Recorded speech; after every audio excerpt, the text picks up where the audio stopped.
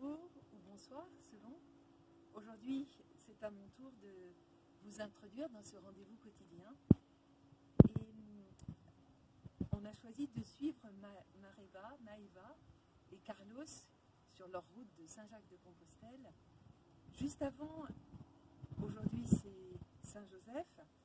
Alors je regardais ce texte ce matin et je méditais et je me disais combien Saint-Joseph il s'est laissé surprendre, combien ce qui a été important pour lui, ce qui a ouvert un passage dans sa vie, c'est cette parole de l'ange.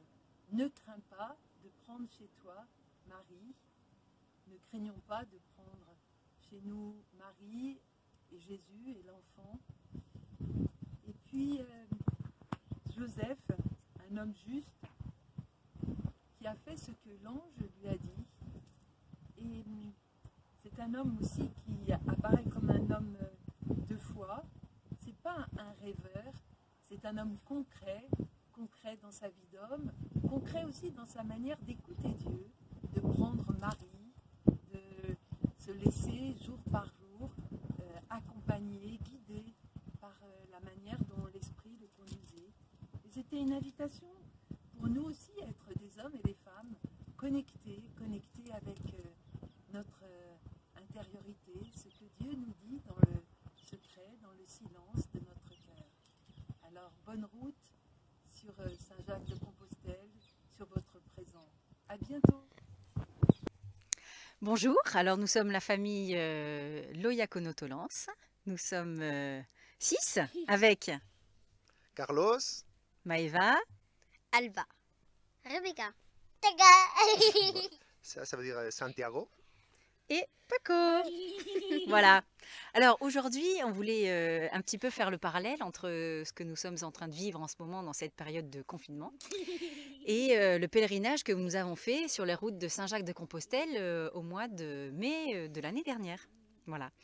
Alors, on sent bien qu'on va rentrer dans une période très particulière, une période de confinement, mais qui va probablement être aussi longue que les 55 jours que nous avons vécus sur les routes de Saint-Jacques-de-Compostelle, n'est-ce pas, Alba? Oui. Alors, d'abord, Alba, donne-nous un petit peu l'impression que tu as entre ce que nous sommes en train de vivre en ce moment et notre pèlerinage sur la route de Saint-Jacques.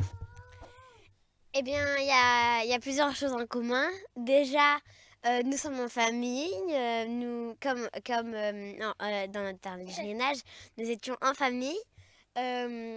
Après, comme dans notre pèlerinage, on était un peu comme déconnectés de la vie. Et là, on voit plus personne, on va plus à l'école, on va plus au travail. C'est un peu pareil, mais d'une autre façon. Après, en pèlerinage, on changeait de paysage tous les jours, on marchait, mais on avait une routine. Et nous aussi, on a une routine. Et je donne le micro à Madame Rebecca. C'était très cool de faire ce chemin. J'ai bien aimé, mais il me manquait beaucoup mes amis. Et j'ai bien aimé aussi les moments en famille quand on jouait ensemble.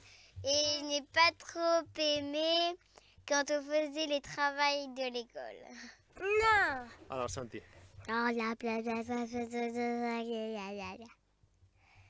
Très bien. Ben, c'est vrai que des habitudes qui nous aidaient pendant le chemin de Saint-Jacques, c'était de suivre une routine. En fait, les enfants, ils ont besoin de suivre une routine.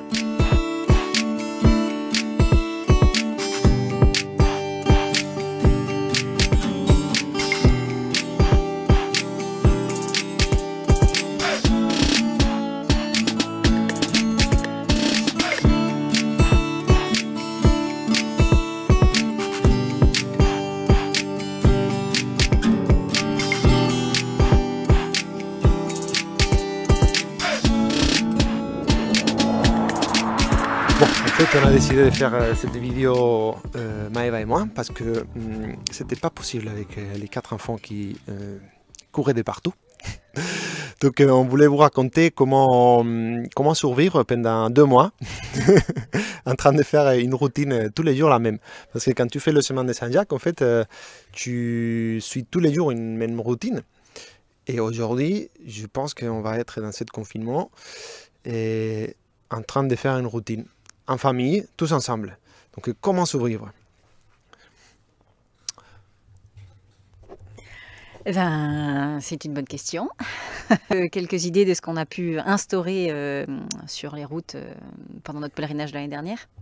Oui, en fait, nous, quand on commençait la journée, on prenait le petit-déj, on s'habillait, on préparait les ânes et on a instauré un moment de spiritualité. Donc ça a commencé avec une prière en famille et après, on s'est donné 30 minutes de silence pour marcher, pour réfléchir, pour regarder le paysage, simplement pour penser ce qui a été bien la journée précédente, la journée qui va venir.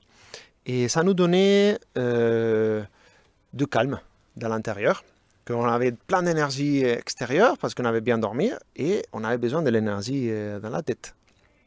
Et ça nous faisait du bien. Alors, nous, on a vécu donc une très belle expérience. Forcément, quand ce confinement a été annoncé, on s'est dit, tiens, c'est la même durée, il va falloir qu'on fasse quelque chose de similaire. Et on est encore en réflexion, en train de se dire comment on va adapter ce que l'on a vécu sur le chemin avec ces quelques semaines qui nous attendent ici. Alors, pendant les semaines qui viennent, quand on va être en confinement, on va essayer aussi d'instaurer une routine pour les enfants, une prière en famille, des moments de solitude et essayer de vivre le plus équilibre, le plus en équilibre possible ce qui arrive. La différence avec le chemin de Saint-Jacques, c'est que pendant tous ces 2 mois des chemins de Saint-Jacques, on a rencontré énormément de gens. Et tous les jours, on voyait visiter un endroit différent. Et maintenant, on va être tout le temps dans la maison. Donc, mais on vous rencontrera sur les réseaux sociaux. Ça, c'est grâce aux réseaux sociaux, on peut rencontrer des gens. Et aussi, grâce à Internet, la télé, la radio, on peut apprendre des choses. Donc, tous les jours, on peut apprendre. Et c'est comme pendant le chemin de Saint-Jacques, tous les jours, ça peut être une découverte. Voilà. Donc, on n'aura pas la bénédiction de pèlerin qu'on avait tous les soirs, mais grâce à la paroisse, ici, à ces outils, on pourrait avoir une connexion spirituelle les uns les autres. Alors, on voulait vous partager le fait qu'on a réalisé un petit film pour raconter notre pèlerinage de l'année dernière sur les routes de Saint-Jacques. Et on aimerait faire une petite projection d'ici le début de l'été à la paroisse pour vous le montrer, vous le communiquer, vous donner envie de partir sur les routes. Et pour cela, on va vous projeter un petit teaser d'une 40aine de secondes pour vous donner envie. Voilà, à bientôt. Bon chemin à tous. Comme on dit en Espagne, buen camino. Notre vie de tous les jours, c'est une routine sans arrêt. Et on voulait vraiment couper avec tout ça. Et on a laissé les factures derrière. Et pendant 2 mois, on pensait que à la journée. Qu'est-ce qu'on va manger aujourd'hui? Où est-ce qu'on va dormir ce soir? On a vécu dans le ici et maintenant. Et ça fait du bien. Vraiment, ça fait du bien. Tu sens que les enfants aussi ils aiment bien ça. On dit que le chemin commence quand tu arrives à Saint-Jacques de Compostelle.